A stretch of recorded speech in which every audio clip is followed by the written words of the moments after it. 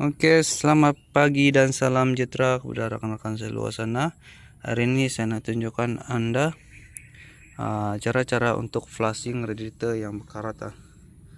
So, benda ni perlu kita titik beratkan mengenai penjagaan air radiator supaya di bahagian radiator ni tidak sumbat dan kotoran berkarat macam ni. Kita kena titik beratkan. Oke, jadi saya nak tunjukkan kepada Anda cara untuk flushing yang sebenar. Oke, yang pertama kita akan membuka dia punya cup ni ya. Kita akan membuka cup dia. Cup ni, kita akan membuka cup di bagian sini. Pastikan sekiranya enjin Anda panas, jangan buka sebab benda ni akan meletup ataupun dia akan tolak ke atas. Sekiranya kita buka cup ni, dia masa dia panas. Jadi di sini air ni saya sudah buka di bahagian sini. Yang kedua kita akan membuka penutup punya telinga ni di bahagian bawah sana. Oke, di bahagian bawah sana, dan air pun akan keluar. Oke, air pun keluar, coolant. Oh, ini dia ada pakai coolant. Oke, yang ketiga kita kena buka dia punya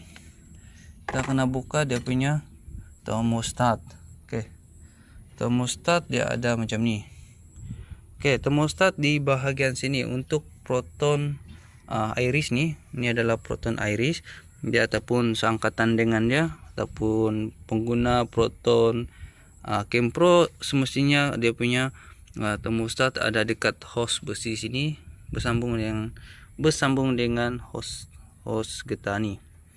Jadi dalam sini ada thermostat. Jadi kita kena buka. Kita kena buka dulu. Kita kena buka, dia ada satu pin spring macam ni, dan juga ada lapis macam ni. Barulah kita dapat membuka dia punya thermostat yang berada dekat dalam sini menggunakan plier mata tajam macam ni ya. Jadi kita pun sudah buka. Di bahagian thermostat. Jadi selepas kita membuka dia punya thermostat bagian sini, air pun akan keluar dari enjin sana. Oke, akan keluar dari enjin. Air dari enjin itu akan keluar di bagian sini. Jadi pastikan ini dibukalah. Masa air itu keluar, pastikan ini hose itu dibuka dan kita masukkan air melalui hose ini. Hose yang sini kita akan buka. Sekiranya kita nak flush di bahagian enjin, kita kena buka hose ni, dan masukkan air bersih ya. Dan biar air yang berada dekat blok sana keluar di bahagian sini, dan sampai kotoran habis ataupun air tu jernih keluar dari hose besi sini, barulah kita tes. Oke. Sekarang step ni saya sudah flushing di bahagian sini, flushing dan buka ni. Sekarang saya akan tes, nak bagi tip lah. Selepas kita bersihkan di bahagian dalam enjin dan flushing menggunakan ataupun masukkan air di bahagian hose ni, kita akan menutup dia balik. Oke, akan menutup dia balik tanpa memasang thermostat. Oke, tanpa memasang thermostat, dan kita coba isi air. Dan ini kita jangan lupa pasang lah. Kita jangan lupa pasang ni sebelum kita flush ataupun hidupkan enjin ya. Jangan lupa pasang dulu. Oke, step ni selepas kita memasang dia punya hose ini, hose ni sudah pasang di bagian sini, dan juga hose ni kita sudah pun pasang tanpa memasang thermostat. Jadi kita coba masukkan air tanpa memasukkan coolant dahulu. Oke, tanpa memasukkan coolant terdahulu, kita coba ketatkan semua ni dan masukkan air, baru hidupkan enjin. Oke, tunggu. Selepas tu kita akan tunggu kipas ni berpusing. Dan barulah kita tunggu sampai dia sejuk, barulah kita flush dia balik supaya di bahagian dalam engine air dan karat akan hilang. Oke, inilah cara saya, dan kita akan tes dulu dan bersihkan selepas ini, dan masukkan air di bagian sini, dan barulah kita start sampai kipas ini bau pusing, barulah kita membuka dia dan tunggu air ini sejuk dulu baru. Oke, selepas ini kita akan memasukkan air di bagian radiator ini dengan menggunakan air pipe saja. Seterusnya kita akan, kalau udah selesai semua ini flushing, barulah kita menggunakan air yang bersih dan air yang tidak ada klorin lah, untuk memastikan karat ini tidak bertambah banyak. Jadi kita kena letakkan dia kulon dan air yang bersih. Oke, pasnya kita akan masukkan dia. Oke, kita pun sudah masukkan air di sini, dan penutup radiator ini tidak perlu untuk kita pasang hanya kita nak flushing balik nih. Tunggu saja kipas itu berpusing, dan kita akan matikan engine, barulah kita akan membuka dia punya hose nih balik. So kita nak pasang dia punya termostat sini. Oke, macam inilah cara saya untuk sinilah. Jadi kalau udah kurang macam ini, kita kena isi air lagi. Jangan biarkan radiator Anda kering kering dengan air. Jangan biarkan air itu kering di radiator Anda, sebab dia akan memudaratkan kita punya water pump itu cepat rusak di bagian di bawah sini tuh, dia bagian puli yang pusing itu, dia akan memudaratkan water pump kita sekiranya air kita kurang di bagian radiator. Oke, jadi sepasnya kita akan tunggu kipas ini berpusing, barulah kita akan membuka air ini balik dan masukkan coolant lah. Oke,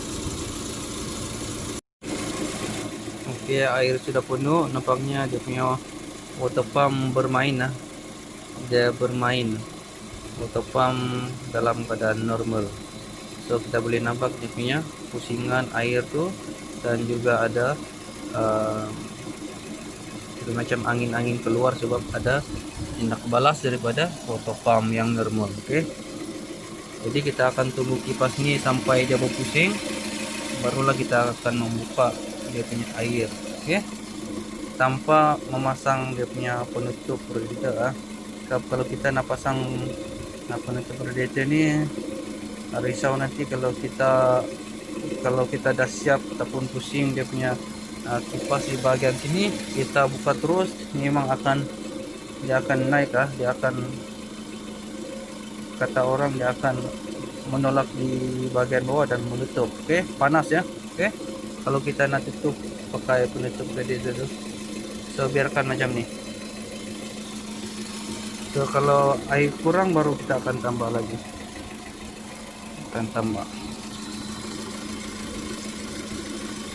jangan biarkan radiator ini kurang air, sebab apa yang saya dah cakap tadi akan memudaratkan dia punya water pump akan rosak. Water pump ada dekat sini. Itu water pump, puli water pump.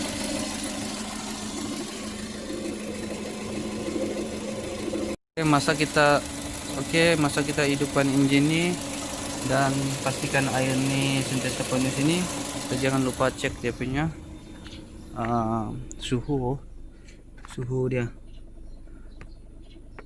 nih. Kita jangan lupa cek dia punya suhu nih. Kalau terlalu lebih daripada 4 takak nih, kita kena inilah tutup engine, ataupun lebih daripada 4 ke 5 kita kena pastikan dia sentiasa dalam normal lah. Oke, suhu dia. Sementara kita tunggu kipas tu berpusing. Oke, untuk kipas ini pun belum berpusing lagi, kita akan tunggu lagi dalam mungkin semenit lagi ataupun 2 menit. Oke guys, kipas pun sudah berpusing, dan pastikan kita tambah air lagi ya. Kan kita tambah air lagi sekiranya kipas sudah berpusing.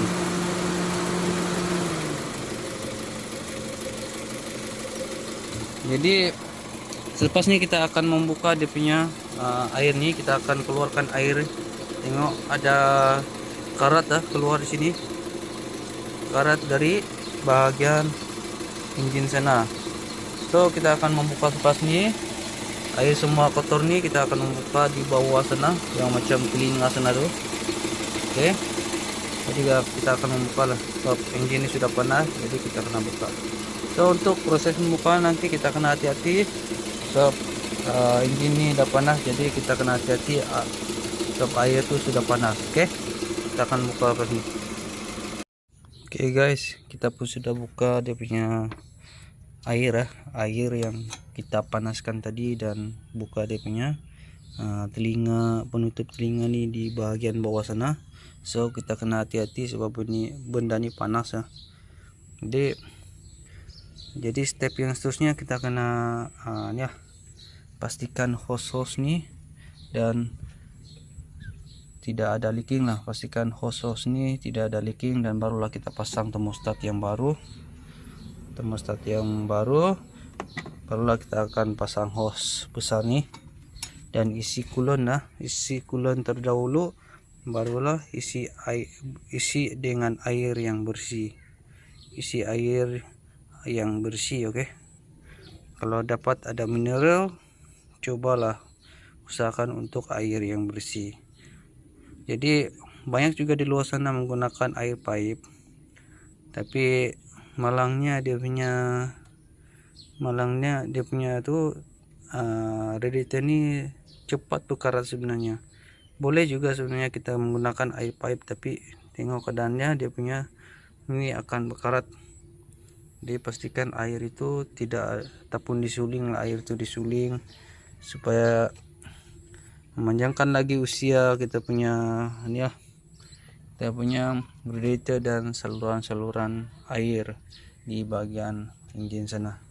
Oke, kita pun sudah keluarkan air, dan untuk memastikan air ataupun kebersihan di bahagian blok sana, kita kena buka hose nih dahulu, dan juga buka hose nih untuk memastikan di bagian blok itu dalam keadaan bersih. Cuma kita akan menuang air lagi, kita akan masukkan air pipe di bagian hose nih, dan Anda lihat di sana, akan keluar air. Oke. So ini supaya di bagian head sana dalam keadaan baik dan bersih lah. Oke. Kita akan tuang air sampai air itu bersih juga. Oke. So air pun sudah putih, dan nampaknya karat-karat di bagian blok sana sudah dibersihkan. Oke, kita akan pasang nih, dan kita jangan lupa gam gasket tuh kita kena letak di bagian nose ini supaya tidak ada leaking. Barulah kita isi coolant dan isi air lah. Oke, air yang bersih.